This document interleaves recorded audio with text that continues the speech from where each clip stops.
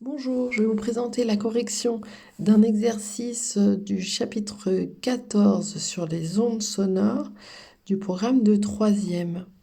C'est un exercice qui a pour thème une application des ondes sonores qui est l'échographie. Alors on vous parle d'un examen courant, un examen médical courant où on essaye d'identifier, localiser un kyste et de connaître sa dimension. Alors, qu'est-ce qu'on nous dit? On nous dit que le signal sonore met 60 microsecondes pour effectuer un aller-retour de la distance D1. Alors, j'ai été un peu trop loin. Et 90 microsecondes, pareil, pour faire un aller-retour dans la distance D2. Et à partir de ces données, donc là, on a des temps, vu que c'est en microsecondes, on a des temps. À partir de ces données, on vous demande la dimension du kyste, c'est-à-dire la distance entre là et là. On vous demande la dimension du kyste. Et on vous donne la vitesse de propagation des ondes ultrasonores dans les tissus, qui est similaire à celle de l'eau, c'est-à-dire 1500 mètres par seconde.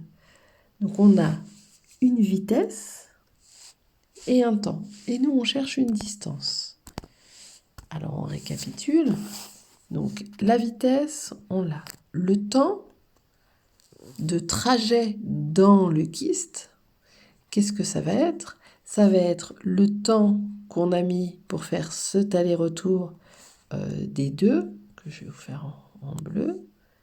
Hop, et ce temps-là, c'était 90. Moins le temps qu'on a mis pour faire le trajet D1, l'aller-retour. Et là, dans l'énoncé, on nous dit 60 microsecondes. Donc au total, l'onde a passé 30 microsecondes dans le kyste. D'accord? Ces 30 microsecondes, ça correspond à un aller plus un retour.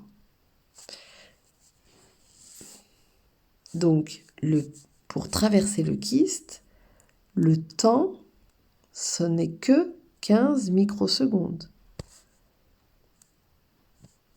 Pour un aller-retour, j'ai 30 microsecondes. Aller-retour. Et bien juste l'aller, par exemple, ça va être 15 microsecondes. Donc on a ces deux données. On a la vitesse et le temps, et on cherche la distance D, c'est-à-dire la taille du kyste, c'est-à-dire un demi-aller-retour. Alors on va utiliser la formule que vous connaissez depuis très longtemps, la vitesse c'est la distance sur le temps. Et donc nous on cherche D, la distance que je vous ai mis ici en rouge. Donc si je cherche D, et je veux l'isoler tout seul dans mon équation, j'ai D divisé par T. Pour enlever T, pour simplifier T, je vais multiplier par T. Comme ça, j'ai juste à simplifier et je me retrouve avec D tout seul, de son côté de l'égalité. Par contre, si j'ai multiplié par T d'un côté, je dois multiplier par T de l'autre, pour que ça reste un égal. Et du coup, je trouve que la distance, c'est la vitesse fois le temps. Donc, je vais prendre la vitesse qu'on me donne, 1500, fois 15 microsecondes que je dois convertir. Alors, l'écriture n'est pas très jolie, mais... Donc, pour convertir, on vous l'avait dit, on vous le donne dans un exercice du livre, on va multiplier par 10 puissance moins 6. Parce que les micromètres, c'est plus petit que le mètre, du coup moins. Et 6, parce que les micromètres, c'est 1 million de fois plus petit que les mètres.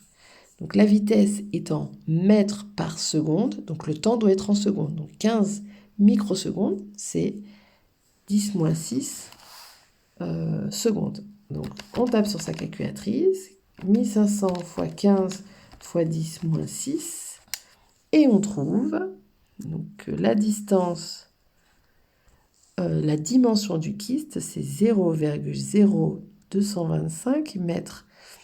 Alors on peut le mettre en écriture scientifique, on trouverait 2,25 fois 10 moins 2 mètres, ça vous compterait juste, ou on peut écrire 2,25 cm. En le mettant dans l'unité adaptée, on essaye de se rendre compte si notre réponse est logique. Donc voilà, nous avons la dimension du kyste. À quoi faut-il faire attention dans ce type d'exercice? Il faut faire attention au fait que c'est un aller-retour. Vous avez vu là le temps, c'était pour un aller-retour. Si je veux le temps d'un aller, qui correspondrait au trajet de l'onde une seule fois dans le kyste, donc pour vraiment avoir la distance, je dois diviser cette grandeur par 2. Ensuite, on fait attention à la conversion que je vous ai mis ici en rouge pour passer des microsecondes aux secondes. Voilà, très bonne journée.